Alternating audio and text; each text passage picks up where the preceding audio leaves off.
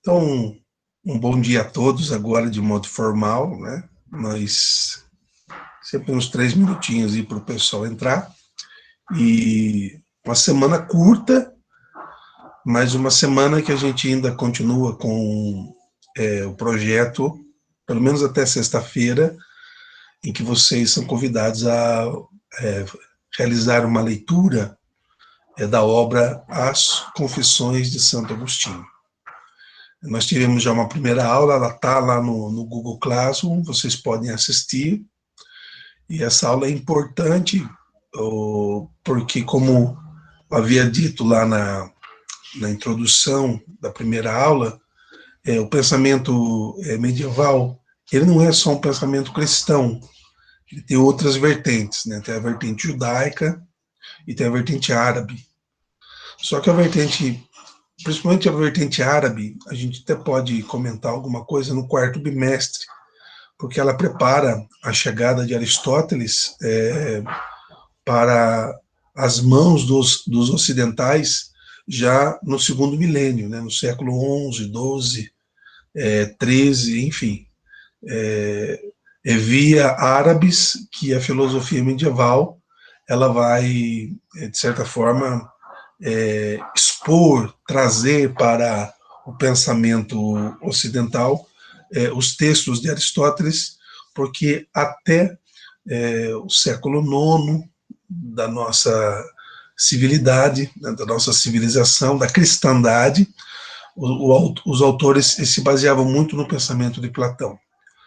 O pensamento de Platão, segundo os primeiros teólogos e filósofos cristãos, foi muito bem acolhido, porque ele encaixou, vamos dizer assim, plenamente dentro dos ideais, né, da pregação cristã e das ideias que posteriormente o cristianismo se aproveitou.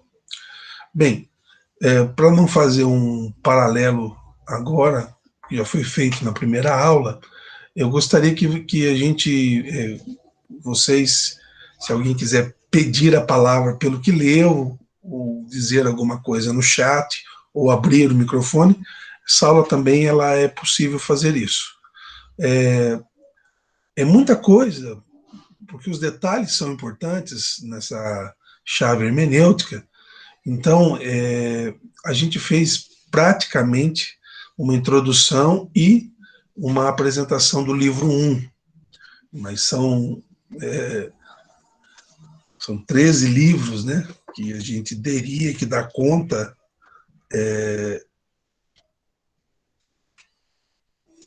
para poder fechar a compreensão, né? Lembrando que o livro 9, o livro 11, 12 e 13, Agostinho ele vai meditar sobre os primeiros versículos do Gênesis, sobre a criação, né, que esse texto sagrado, bom dia, Giovana, e aos demais que entraram, né, eu preparei inicialmente o Hélito dando bom dia para todos aí, um comentário do livro 2 e do livro 3. O livro 2, Agostinho, ele está com 16 anos, só lembrando que o primeiro livro vai do nascimento até os 15 anos, e aparecem certos temas ali importantes da vida de Agostinho, que ele olha para trás, faz uma anamnese, e ele olha a sua história à luz da sua conversão, à luz do Evangelho, à luz do mestre interior, Jesus, o Cristo, luz do mundo. Não é? Agora, com 16 anos e jovem estudante, ele apresenta para a gente alguns temas também importantes que fazem parte do ideário, né, do pensamento agostiniano. Ele traz, acho que num primeiro momento, um tema muito caro aos cristãos, que é lidar com as paixões e com a culpa. né? Por que lidar com as paixões e com a culpa? Porque o cristianismo adquiriu que as paixões elas podem ser ordenadas e desordenadas, né? As paixões elas podem desencadear essas duas situações na vida do fiel. E as paixões desordenadas, obviamente, encaminham o homem moral para o declínio, para a decadência. Então, isso geraria, né, uma certa concupiscência e uma certa adesão ao pecado, ao que Paulo chamava de hamartia, ou seja, a uma decadência do espírito humano em relação ao projeto de Deus. Então, Agostinho, ele, aos 16 anos, ele diz que ficou mais difícil, tendo mais consciência das coisas e tendo lembranças mais efetivas diante da sua autobiografia, que as paixões falavam muito forte e que momentos de ociosidade, momentos do nada fazer, o condicionavam a, de certa forma, a estar mais disposto a contrariar os propósitos que já vinha aprendendo, mas não era tão afeito, e cedia muito mais facilmente às paixões. Então, as paixões elas vão ser, dentro da moral agostiniana, um ponto de equilíbrio entre a prática da vontade divina, ou seja, a prática da escuta, a prática da moderação e das virtudes que Agostinho aprende dos helênicos, mas, ao mesmo tempo, a desordenância, né, o desregramento das paixões leva Agostinho a pensar, né, no dualismo paulino, né, o homem da carne, o homem carnal, o homem pecador, o homem sem Deus. Então, Agostinho ele olha com essa ambivalência para o livro 2, mostrando esse desregramento na idade de jovem, né, com 16 anos. Né? A um certo momento ele diz assim: ai de mim, como ouso dizer que estavas calado quando eu me afastava de ti cada vez mais? É verdade que te calavas diante de mim em tais momentos? Quer dizer, ele faz em tom de prece, ele faz em tom de prece essa esse olhar, essa busca de si mesmo, esse mergulho no seu eu em relação à sua prática, né, às vezes desregrada das paixões, né? Mas nenhuma tocou meu coração, né? As palavras que a minha mãe, né, Mônica, como foi dito outrora, né, ela queria que eu evitasse a luxúria. Então, assim, é um texto que vai falar muito do desregramento da cobiça e da luxúria. Então, de certa forma, vai aparecendo ali as conotações dos 7 pecados capitais, onde as paixões e a busca do deleite pelo prazer vão condicionando Agostinho no olhar de um Agostinho maduro, a se distanciar de Deus, né, de certa forma. Né?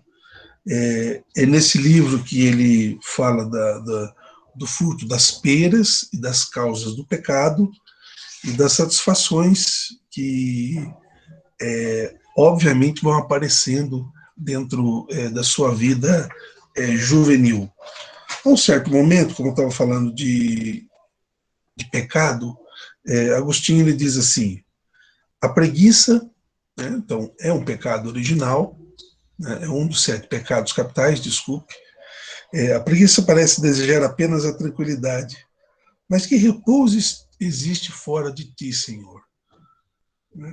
A luxúria quer ser chamada de saciedade e abundância, mas só tu és a plenitude, tu és a fonte da suavidade inexaurível, incorruptível. A prodigabilidade cobre-se com a sombra da liberalidade, porém, és tu o mais generoso doador de todos os bens. A avareza quer possuir muito, mas tu possui todas as coisas. A inveja pleiteia a primazia, mas quem mais excelente do que tu? A cólera procura vingança. Qual a vingança mais justa que a tua? O temor, enquanto zela pela segurança, detesta os acontecimentos insólitos, inesperados, que ameaçam os objetos amados. Mas para ti, o que há de insólito ou inesperado? A tristeza definha na perda dos bens, nos quais a cobiça se satisfaz, porque desejaria que nada como a ti se lhe pudesse tirar. Então, de certa forma, parece que todos os pecados capitais, os 7 pecados capitais, onde Agostinho demonstra que é preciso, já no homem maduro, um certo comedimento em relação a essas tempestades, vamos chamar assim, as tempestades do ímpeto humano em desejar desregradamente as coisas que são da carnalidade, do homem da carne, né? Porque a bondade de Deus, para Agostinho, ela preserva todas as coisas, ela está presente em todas as coisas, e ele consegue, na observação das coisas passadas, olhar e ver a mão de Deus, tal como o Espírito sobre as águas na criação, bem definido, né? Então, Agostinho, ele é alguém que demonstra essa questão e nos põe também para olhar nossa vida com menos ferocidade, no sentido de que também a juventude é um tempo difícil, né? A idade de vocês é a idade que ele está olhando, né? 16 anos, né? E eu acho que a gente já ouviu muito isso dos nossos pais, às vezes, né? Eu ouvia, né? O pai e a mãe sempre tem essa questão de falar para a gente assim, cuidado com as más companhias, né? Olha as más companhias. E Agostinho vai falar disso, né? Influência das más companhias. E diz, quem pode compreender os pecados? Era uma vontade de rir que nos acariciava o coração ao pensar que estávamos enganando os que não esperavam de nós semelhante ato e muito detestariam. Porque eu me diverti ainda mais por não praticá-lo sozinho. Quer dizer, ele demonstra que pecar em conjunto, né? Então, sobre a influência de más companhias, era muito mais divertido, né? Então ele olha isso, ele confessa isso diante de Deus, né? Ó amizade tão inimiga, ó sedução misteriosa da mente, vontade de fazer o mal por brincadeira ou diversão, gracejo, prazer de lesar os outros sem vantagem pessoal ou sede de vingança. Bastava alguém dizer, vamos, mãos à obra, e temos vergonha de não ser despudorados, né? Então o segundo livro, o que exatamente apareceu, né, para quem acompanhou desde o início, vou fazer um pequeno resumo. O livro 2, Agostinho está tratando da adolescência, ou seja, da fase dos 16 anos. Nesse livro, então, apresentou-se, de certa forma,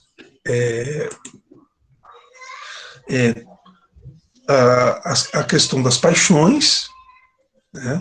A questão do conhecimento dessa via que o cristianismo chama de a via do pecado, e aí ele traz a questão da dualidade paulina, né, do homem carnal e do homem espiritual, e ele consegue se ver como alguém que praticava as coisas deste mundo, as coisas da carne.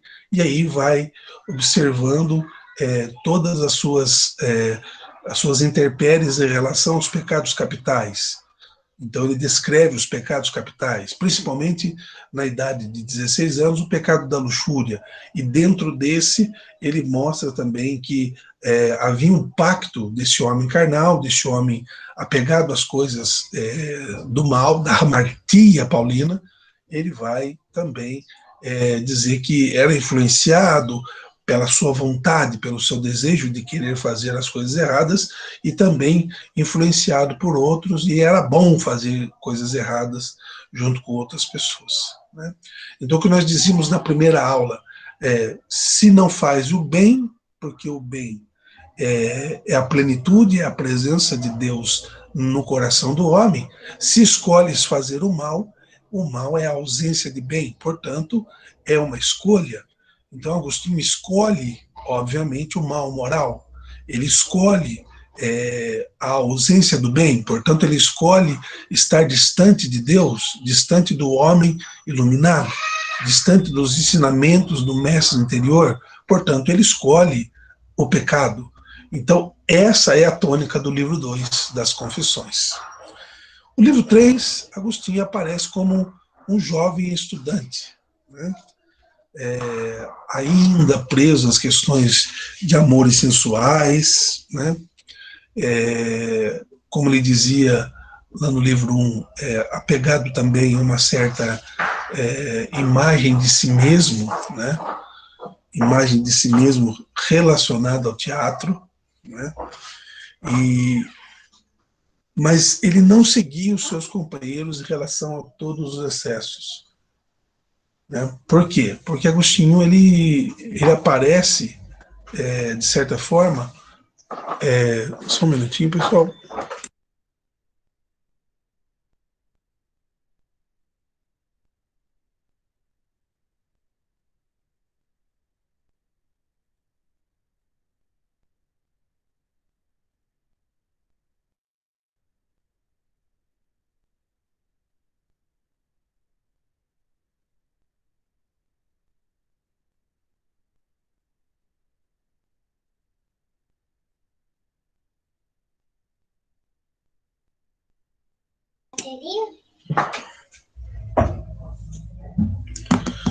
Chegada da Camila, pessoal.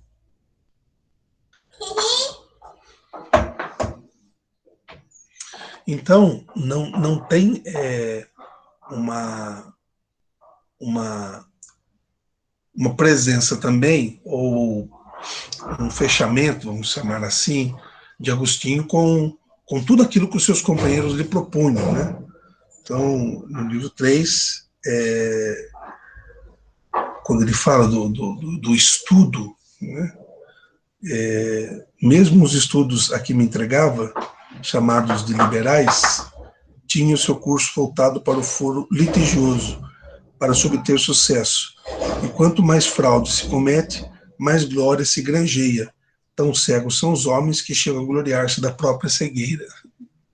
Então, sim, isso é interessante para ver o nível de consciência que Agostinho ele pressupunha, né, em relação à leitura, por exemplo, do Hortêncio de Cícero, do qual ele comenta, né, começa a despertar nesse jovem a filosofia, o amor pelo saber, né? Agostinho vai fazer, o livro é uma exortação à filosofia e chama-se de Hortêncio, né? É sabido que se trata de uma obra que não chegou até nós, né?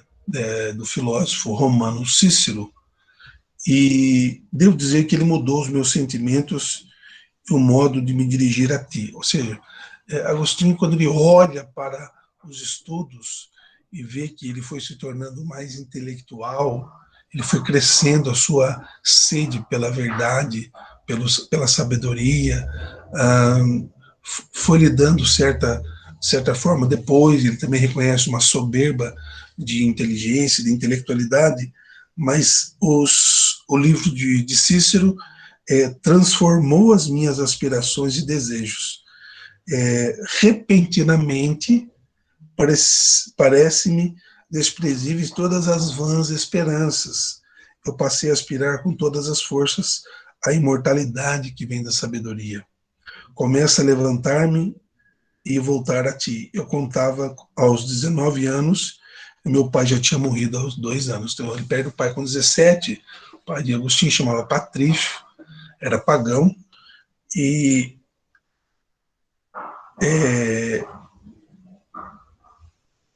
Agostinho, de certa forma, confessa, né? Como eu ardia, ó meu Deus, em desejos de voar para ti. Quer dizer, na leitura de Hortêncio de Cícero, havia nele uma certa vontade de uma aspiração ao saber, que, na releitura que Agostinho faz de si mesmo, no seu autoconhecimento, na sua autobiografia, na sua revolução de pensamento sobre quem é, como é, diante das coisas, Agostinho reconhece que essa vontade, essa inclinação, esse desejo era vontade e desejo de Deus. Não é? Como diz o Salmo 62, a minha alma tem sede de Deus, né? Como terra sedenta e sem água. Depois, eu acho que um ponto importante para nós que estamos lendo, eu deixei uma questão, né? Eu já falei um pouco dela hoje, que é a questão do mal, né? Agostinho ele narra a primeira aproximação que ele vai ter com as Sagradas Escrituras. Nós, no século IV, o cristianismo vigente, a cristandade, o Ocidente não tinha ainda um Novo Testamento fechado, como nós temos hoje, né? 27 livros. Mas Agostinho, ele resolve, então, ele narra isso, estudar um pouco as Sagradas Escrituras. O que vai ter como desdobramento dessa sua atividade? Ele começa, então, ele quer conhecer a verdade. E onde está essa verdade? Então, falado já na primeira aula, ele adere ao maniqueísmo, né? Essa doutrina das duas grandes verdades, né? A verdade do bem e a realidade do mal, né? Paulo chega a dizer nas suas cartas: eu deixo de fazer o bem que quero e pratico o mal que não quero. Quer dizer, Agostinho ele se encontra ao mesmo tempo como leitor cristão e aderindo a uma certa corrente forte, bem estruturada, né? Proveniente até mesmo dos gnósticos, no sentido de procurar a grande verdade da vida, da existência. Né? Mas o Agostinho, ele, de certa forma, ele se dá conta de um desatino em relação aos maniqueus. Né? E eu acredito, né, lendo certas passagens, que esse problema que o fez rever a sua adesão ao maniqueísmo foi o problema da moralidade. Né? Diz ele, cito, na minha ignorância, ficava perturbado com tais perguntas. Né? Qual pergunta? A origem do mal. Na última aula eu falei, por que Deus não acaba com o mal no mundo? Por que Deus não faz um predicativo de Deus, é a sua onipotência? Então, se ele tudo pode, né? Eu lembro que a Jennifer citou uma passagem do Evangelho de Mateus, né? No mundo tereis aflição, mas tende fé, eu venci o mundo. Quer dizer, vós havereis de padecer aflições. Né? Mas isso incomodou muitos teólogos e filósofos, principalmente os filósofos que conheceram a doutrina maniqueísta, em que se tinha, na contraposição de uma ideia divina, uma ideia de mal. Né? Então, sobre a origem do mal, né? Se Deus se circunscreve uma forma corpórea, se tinha unhas e cabelos, se deveria considerar honesto quem tivesse ao mesmo tempo várias mulheres, quem assassinasse homens e quem sacrificasse animais. Então, na minha ignorância, volto ao texto, ficava perturbado com tais perguntas, afastando-me da verdade enquanto acreditava aproximar-me dela. Ou seja, a origem do mal, né, essa teleologia, desculpa, essa primazia, essa primordialidade do mal, não a finalidade do mal. A finalidade do mal, na escatologia da moralidade, ela é mais explicável do que a protologia, né, o início do mal, da onde vem o mal e por que Deus permite o mal. Então, ele vai dizer, eu não sabia que Deus é espírito e não possui membros com medidas de comprimento e largura, nem é matéria, porque a matéria é menor em sua parte que no seu todo.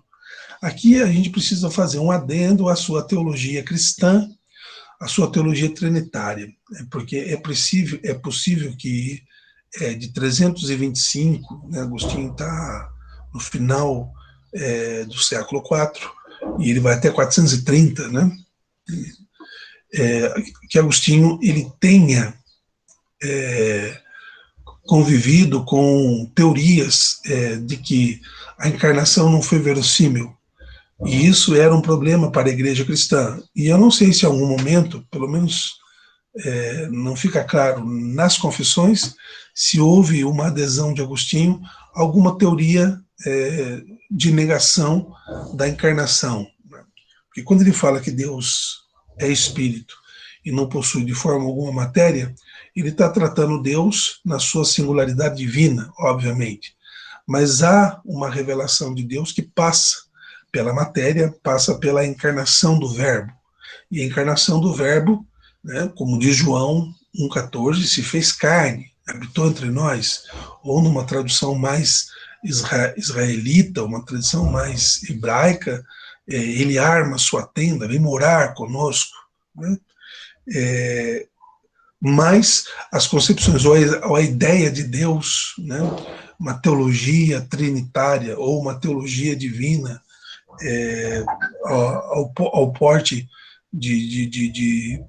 dos autores da época também vão entender que Deus não é limitado por espaço, nem por finitude, nem se concentra inteiramente em qualquer parte, como espírito, como Deus. Então diz, ignorava totalmente que princípio havia em nós, segundo o qual existimos, e porque se diz na Sagrada Escritura que fomos feitos à imagem de Deus. Então, volto a salientar que não havia, pelo menos nessa passagem do livro, não há nenhuma incoerência em relação à virulência que Agostinho se depara com os equívocos do maniqueísmo, e ele começa então a elaborar uma certa doutrina moral, né, para si e depois, obviamente, para o cristianismo primitivo, ou o cristianismo já institucionalizado por Teodósio no século IV. Né?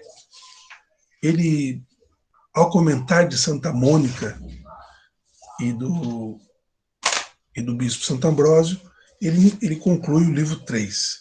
Antes de dar um passo a mais nas confissões, eu gostaria de trazer para vocês alguns dados da teologia moral agostiniana, da sua filosofia moral. Né?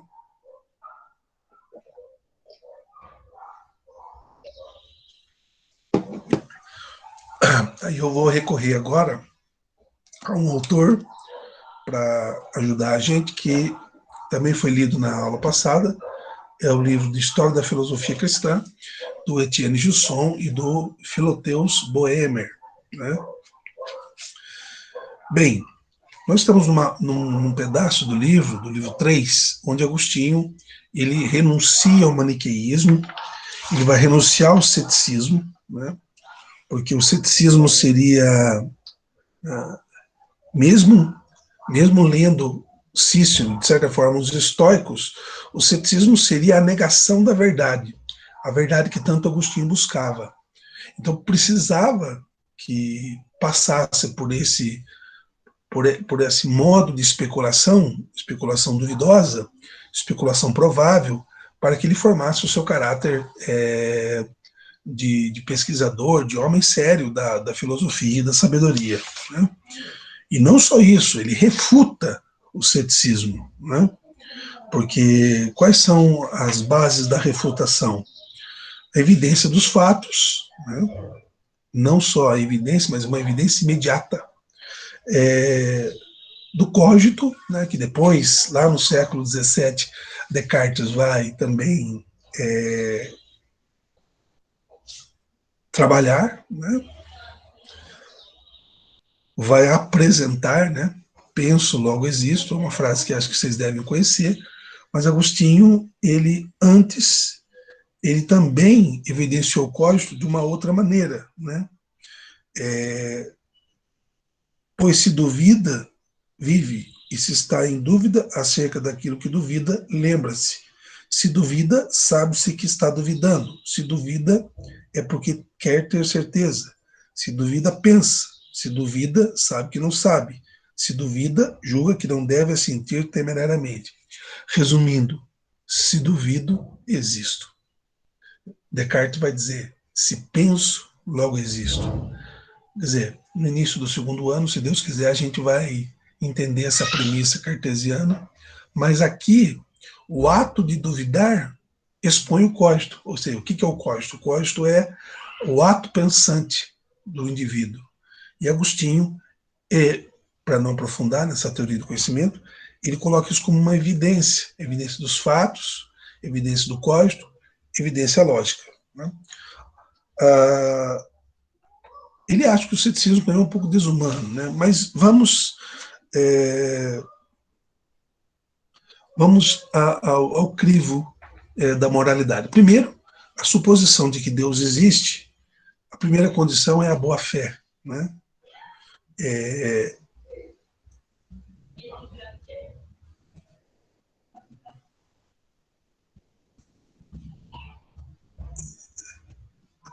Ele diz a Evódio, e Evódio crê. Né? Suponhamos, ademais, que não seja pertinaz, mas disposto a examinar com toda a seriedade as provas propostas. Porventura será possível convencê-lo? Antes responder, Evódio insiste, por seu rumo na indispensabilidade das condições arrolhadas por Agostinho. Né? Ou seja, sempre coerente comigo mesmo, Agostinho recusa-se a formular o problema de modo puramente abstrato. Quer dizer, a premissa da existência de Deus é a boa-fé. E a segunda condição é a fé. Né?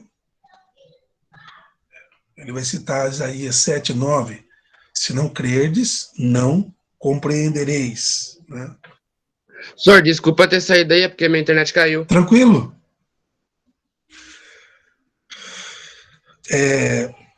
Não vou entrar nas fases agora, eu vou fazer exatamente a ordem moral que eu tinha suposto a vocês, né? Que apareceu no livro 2, livro 3. Né? Qual é o principal conceito que Agostinho vai apresentar na ordem moral como força motriz? O amor. O amor é a força motriz da vontade. Né? Então, todos os desejos, os afetos da alma, as paixões do coração humano, eles devem passar pelo amor, porque o amor é a própria essência do homem. Né?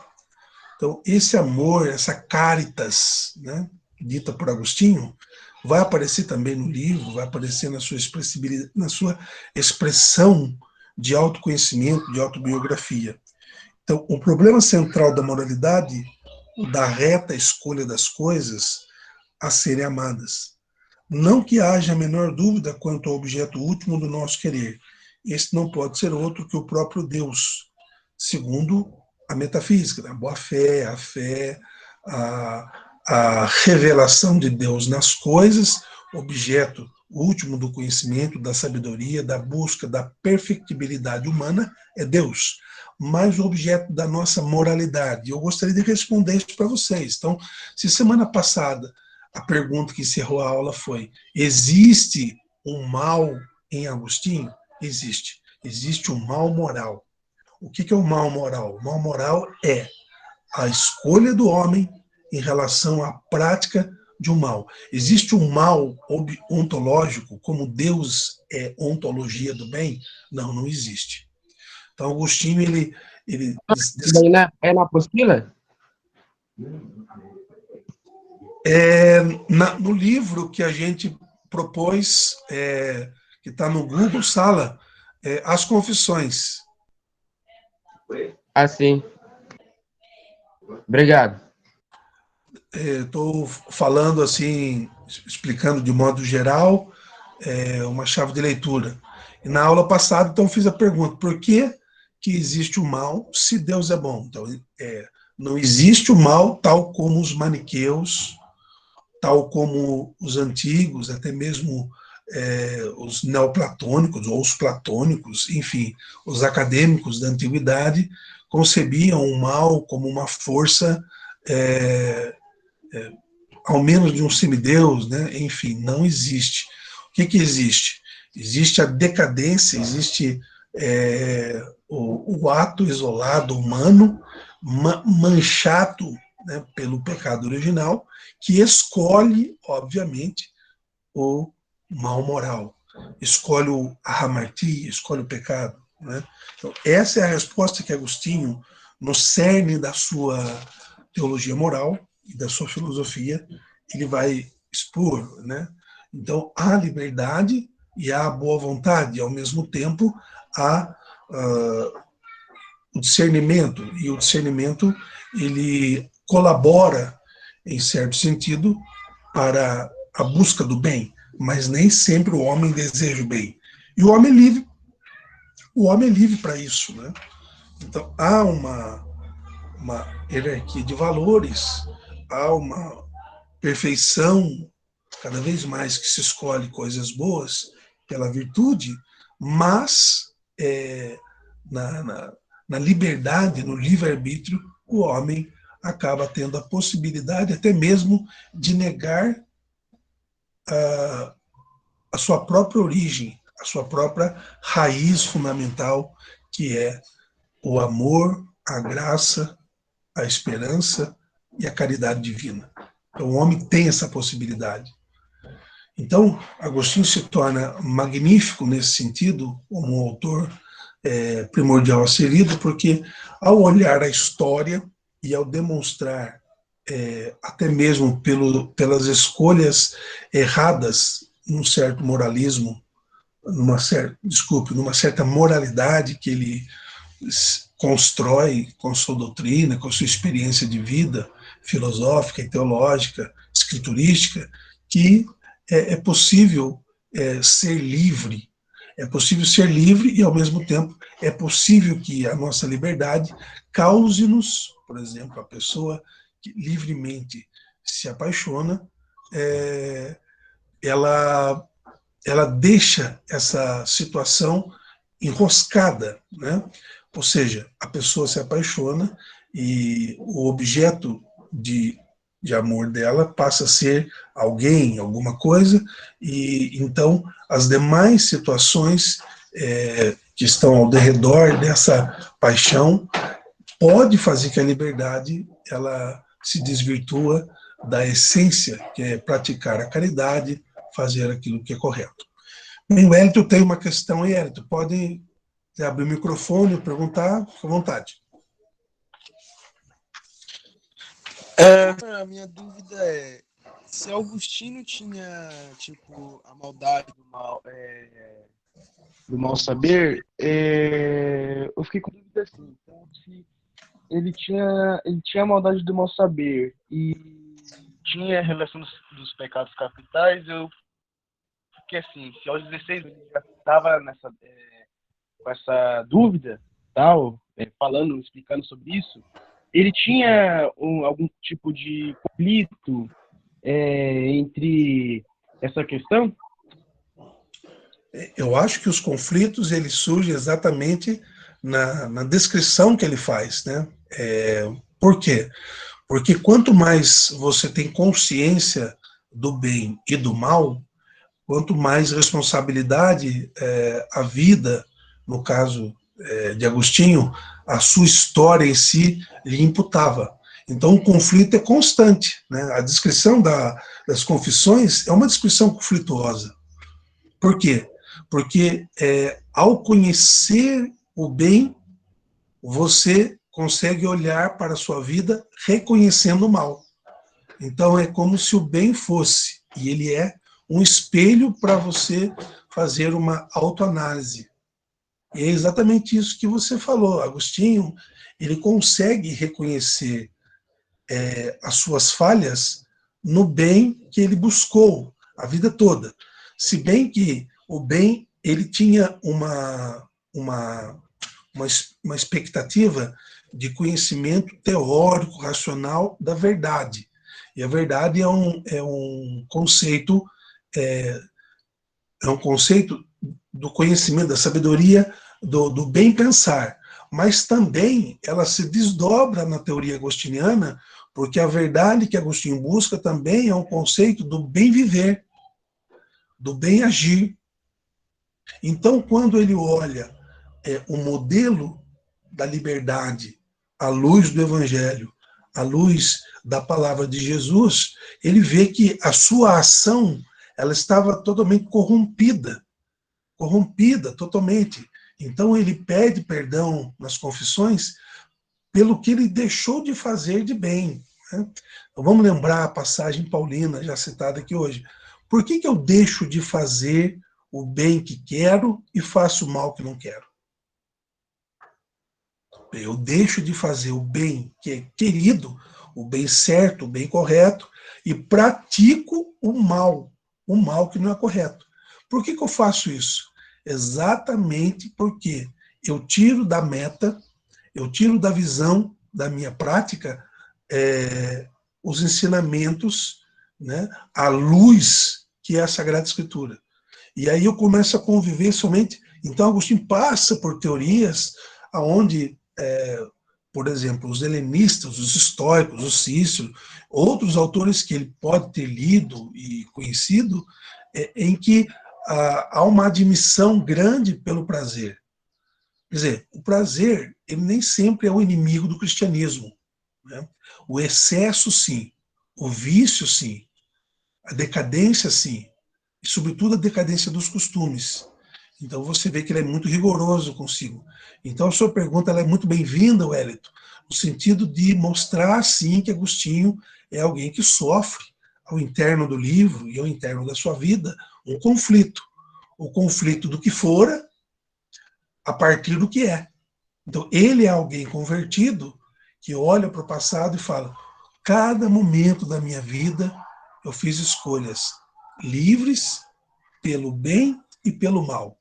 Quando eu fiz escolha pelo mal, ela é extremamente livre, mas ao ser livre, eu escolhi o caminho errado. Né? Eu escolhi o caminho que não era para ser escolhido. Obrigado você pela questão. Né? Bem, no livro 4, né, para dar um passinho a mais, então, ficou claro, pessoal, por que não existe um mal.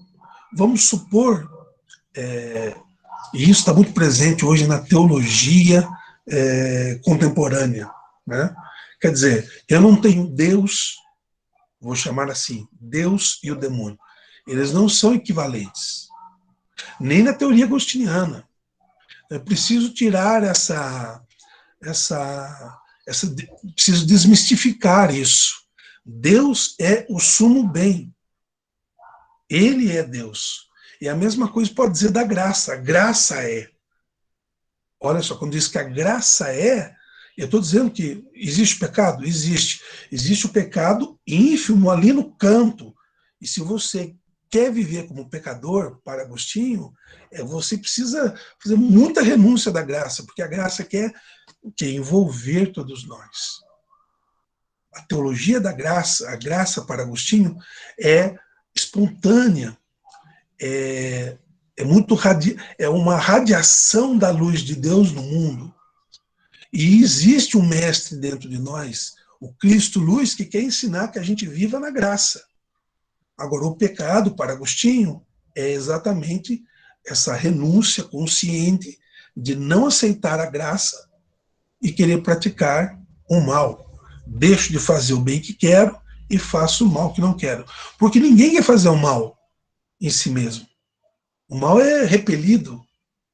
Fazemos o mal porque em nós está uma inclinação para o mal. Então, voltamos ao livro agostiniano. Né?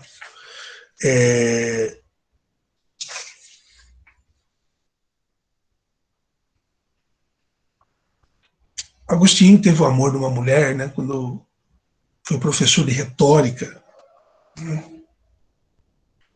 Durante esses anos, eu vivi em companhia de uma mulher a quem não estava unido por legítimo matrimônio. Quer dizer, as instituições cristãs começam a fazer também eco no coração de Agostinho, né?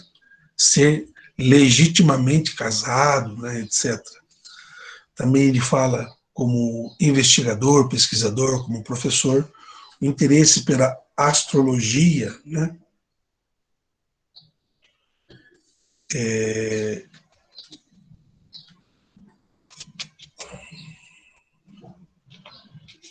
Agostinho se tornou um grande retórico, né? Uma pessoa com uma habilidade, uma sagacidade de falar muito grande. O livro 4 descreve isso. Né? E eu acho que uma experiência muito humana é quando ele relata a morte de um amigo. Abro aspas para a leitura. Na época em que eu começava a ensinar na cidade em que nasci, travei relações com um amigo que, tendo os mesmos interesses de estudo, veio a ser muito querido. Era da minha cidade, estava comigo na flor da juventude. Crescemos juntos desde meninos. Fomos colegas de escola e de folguedos. Mas só então tornou-se verdadeiramente meu amigo, embora não fosse essa a verdadeira amizade, pois a amizade só é verdadeira quando une pessoas ligadas a ti pelo amor derramado em nossos corações, pelo Espírito Santo que nos foi dado. Todavia, essa amizade, amadurecida ao calor dos homens, interesses, para mim cheia de suavidade, eu o desviara da verdadeira fé que ele, ainda jovem, professava um tanto superficialmente, e o arrastava para superstições falsas e perniciosas que tantas lágrimas por causa custaram a minha mãe. Suas ideias, como as minhas, incidiam no erro, eu não podia passar sem ele, mas eis que alcançasse os fugitivos. Senhor, Deus das vinganças, né, uma citação do Salmo 94, 93, versículo 1, e ao mesmo tempo fonte de toda misericórdia, que convertestes os homens a ti pelos caminhos mais estranhos. E aí Agostinho faz a declaração, né?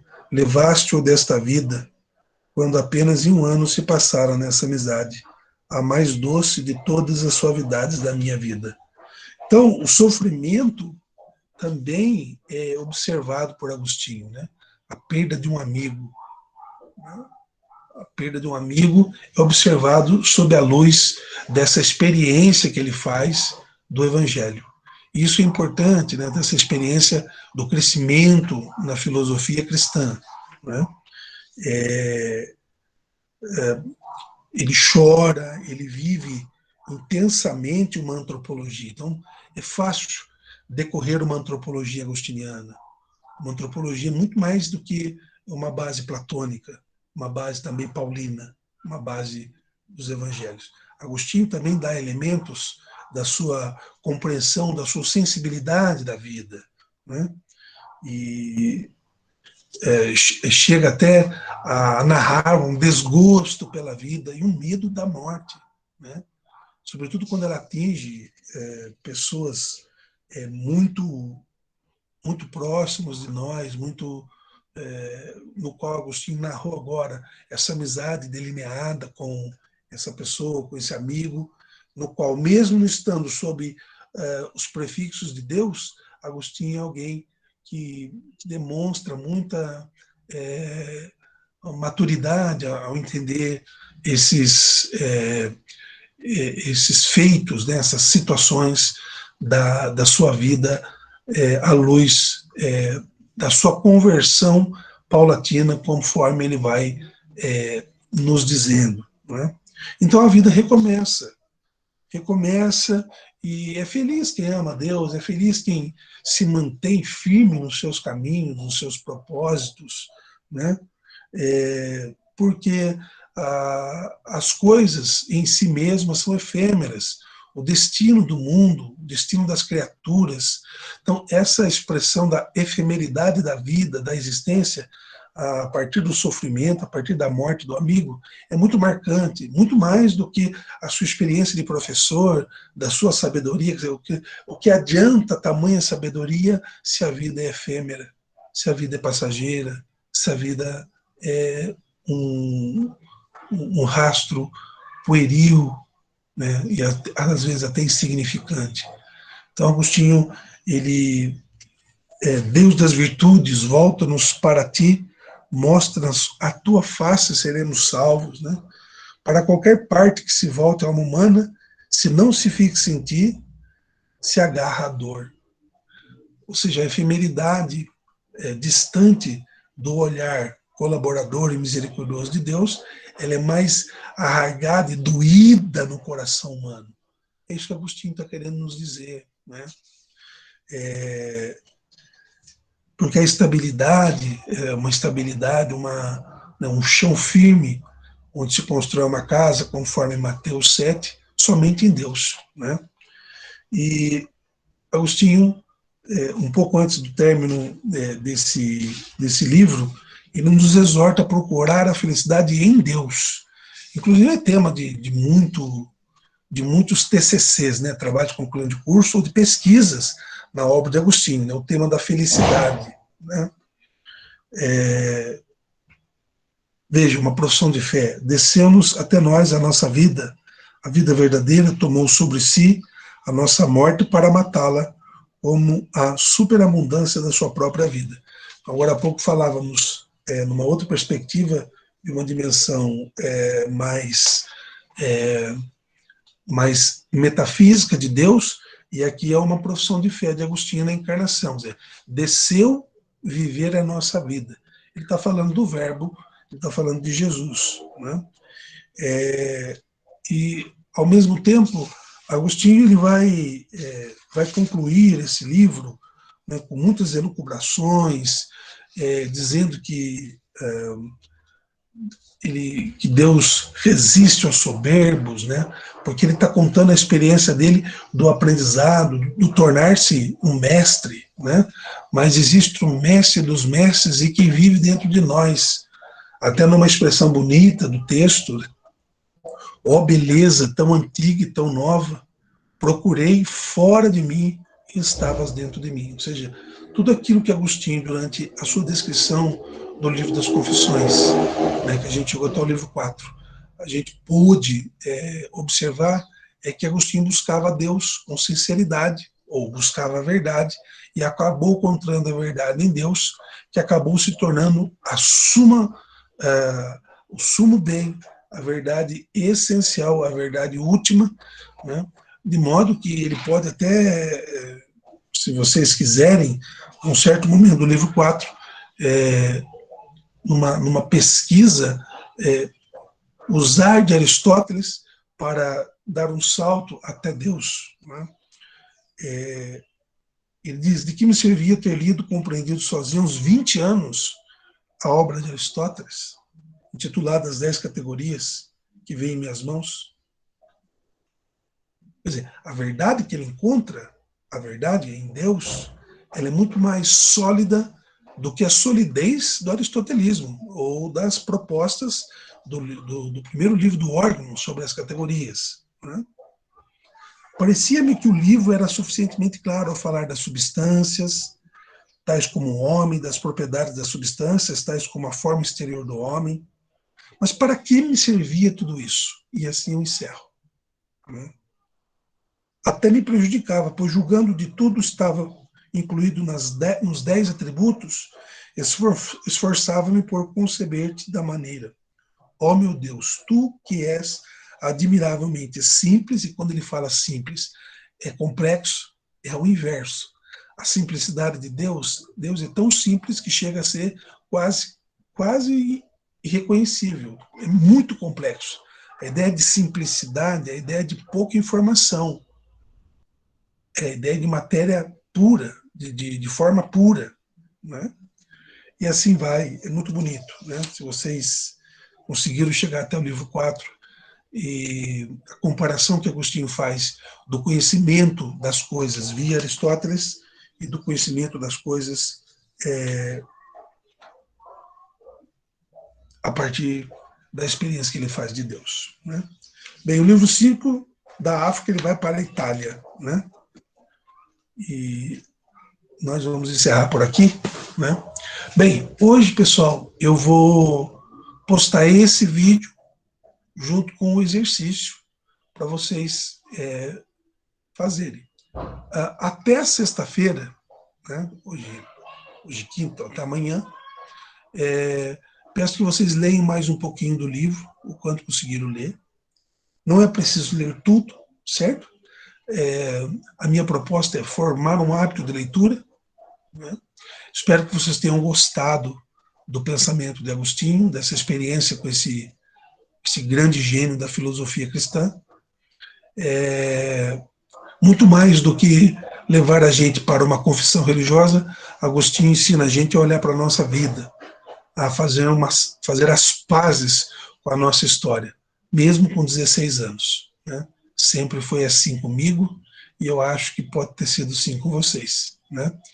Esse mestre interior que revela essa verdade, que ele seja um grande preceptor, um professor, uma luz na vida de todos nós, para reconhecermos a nossa grandeza, a nossa pequenez, a nossa mediocridade, mas também os nossos valores, as nossas virtudes, os nossos vícios, enfim, tudo aquilo que possa potencializar o nosso ser diante do Criador, diante da vida e diante dos outros com humildade.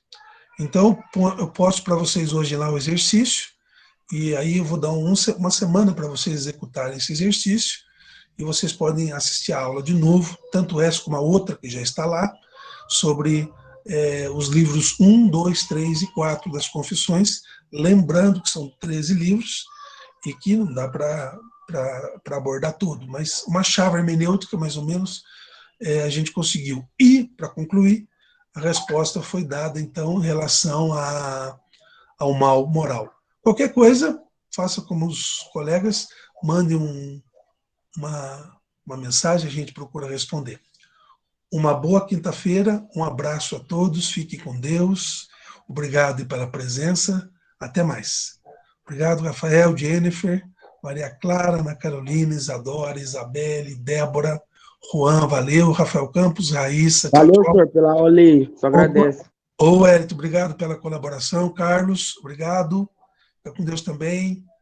Valeu, bom dia. Tchau, senhor. Bom dia. Giovana, tchau, tchau. Obrigadão. João Hamilton, valeu.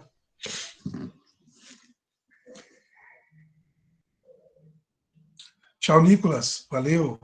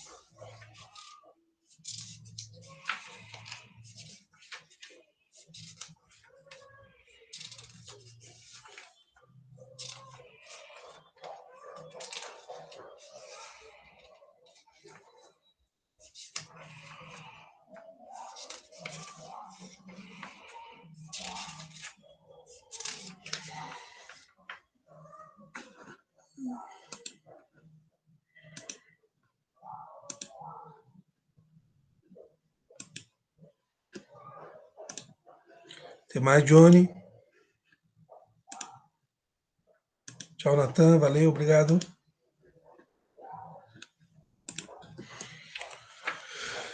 Bem, no livro 5, né, vocês que estão revendo essa aula, da África, Agostinho vai à Itália. No livro 6, Agostinho já está com 30 anos. Né? Aí a figura da Mônica, muito citada, da sua mãe, né? O pai já tinha falecido, e também a figura de Santo Ambrósio, né? E de Alípio, um amigo muito importante para Agostinho, né?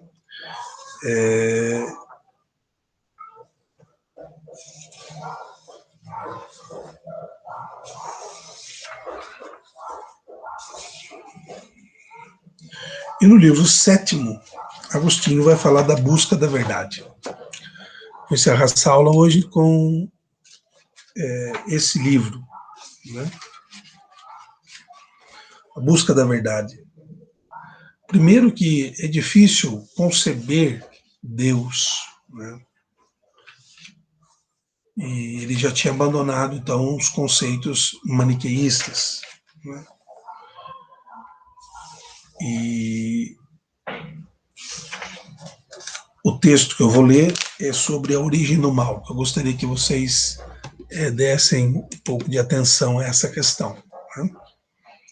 Então, livro 7º, a origem do mal. Mas até esse momento, eu sustentava a tua intangibilidade, total imutabilidade, acreditava nelas. Ó nosso Deus verdadeiro, que fizeste não só nossas almas, mas também nossos corpos, e não só nossas almas e corpos, mas todos os seres e todas as coisas. Não tinha, no entanto, ideia clara, nítida, da causa do mal. Já tratada na aula de hoje, de certa forma respondida, mas o texto, né? No entanto, qualquer que ela fosse, o procurá-la não poderia obrigar-me a ter por mutável um Deus imutável, se não quisesse tornar-me eu mesmo aquilo que eu procurava. Por isso, na minha busca tranquila, eu estava certo quanto à falsidade da doutrina daqueles, de quem me havia afastado por convicção. Via realmente que estudavam o problema da origem do mal, estando eles próprios imersos na malícia, a ponto de preferir imaginar tua substância sujeita ao mal, a se reconhecer capaz de cometê-lo. Está falando dos maniqueístas. Né?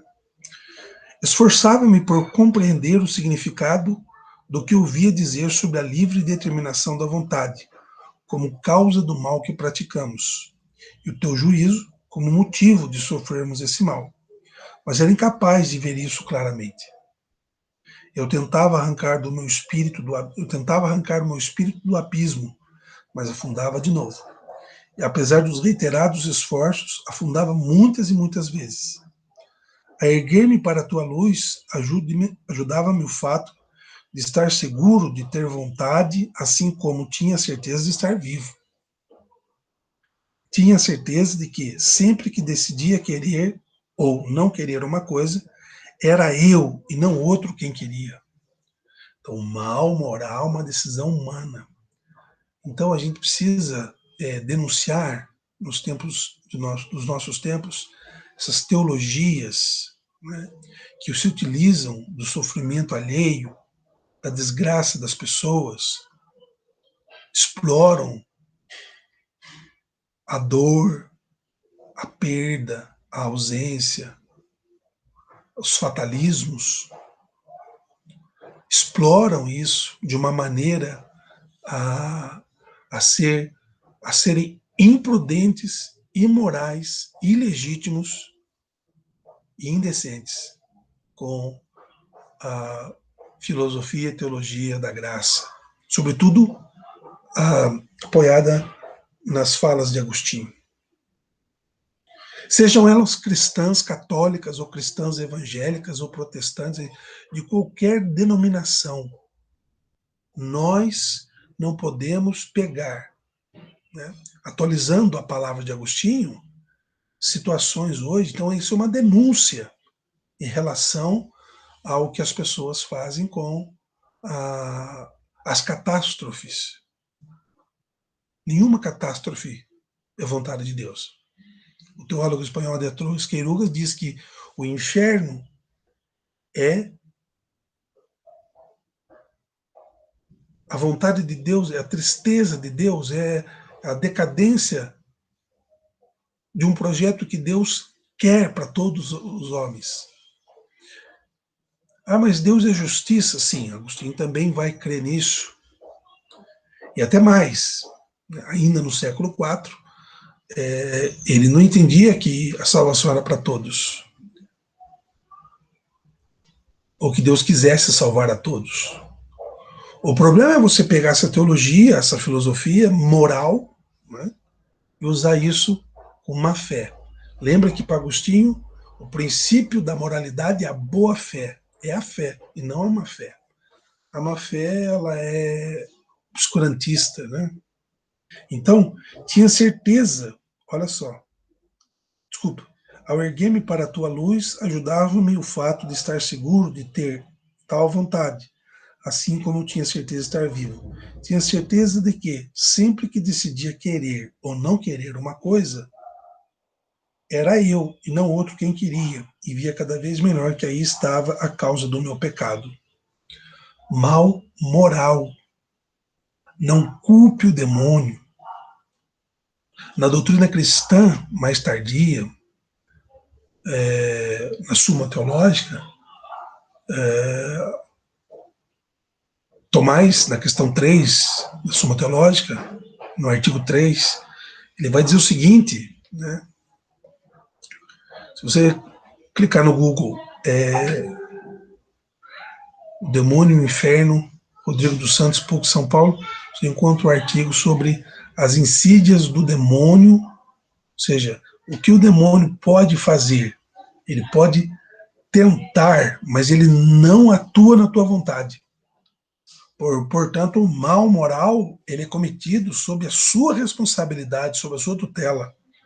Então, do mesmo modo, estava convencido de que as ações que eu praticava contra a minha vontade eram sofridas por mim enquanto vítima, e eu não as considerava faltas. E refletindo sobre a tua justiça, não tinha dificuldade em reconhecê-las como merecido castigo. Por outro lado, continuava a perguntar-me, mas quem me criou? Não foi o meu Deus, que não somente é bom, mas ele mesmo é a própria bondade? Como explicar que a minha vontade tende para o mal e não para o bem? Será isso talvez uma punição justa? Quem plantou em mim estes germes de sofrimento e os alimentou, uma vez que sou criatura do meu Deus, que é cheio de amor? Se foi o diabo, de onde ele vem? Se também ele se tornou diabo por sua própria vontade perversa. Se tornou o diabo pela sua própria vontade perversa. Ele era um bom anjo, inteiramente criado por um Deus de bondade. De onde lhe veio essa vontade má que o tornou diabo? Eu ficava novamente deprimido diante de tais reflexões e senti-me sufocado, mas de modo algum arrastado àquele inferno do erro em que ninguém te confessa, e preferindo que está sujeito ao mal a considerar o homem capaz de cometê-lo. Então, encerramos a semana de leitura do primeiro ano sobre Santo Agostinho. Eu acho que alertando contra os charlatanismos de hoje. Acho que Agostinho, a autobiografia dele, ajuda também a gente a olhar a nossa vida de fé, e a superar os charlatanismos, né, que utilizam de critérios do mal no mundo presente e usado por maus pastores, Ezequiel 34, para levar as pessoas a pensar que elas são vítimas de maldições hereditárias, etc. Não cai nessa. Agostinho é um libertador. É alguém que ajuda a gente a colocar luz sobre sobre o orgo da nossa responsabilidade moral e viver, né, diante de Deus, diante da sociedade, dessa cidade que marcha, né, dos bem-aventurados que estão a caminho do reino, com dignidade, assumindo as consequências dos seus atos. Né?